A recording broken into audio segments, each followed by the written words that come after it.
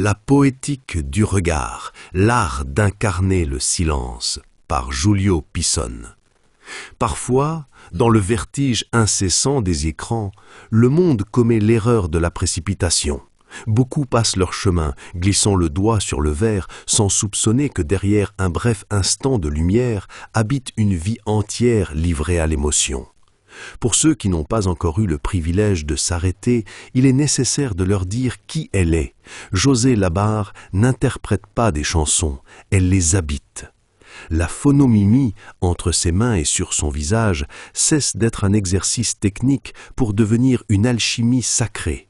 Là où d'autres ne voient qu'un mouvement de lèvres, ceux qui savent regarder trouvent une architecture de sentiments. José est la gardienne de ces vérités que les mots, à eux seuls, ne parviennent pas à dire. Son visage est une carte de relief où la douleur devient beauté et le silence se transforme en une danse qui nous traverse l'âme.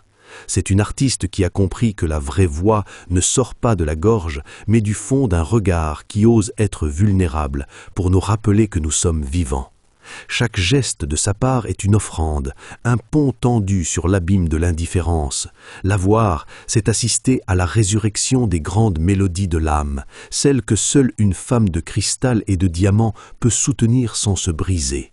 Félicitations, cher José. Voir que plus de 25 000 personnes ont été touchées par ta lumière est la réponse de l'univers à ton authenticité.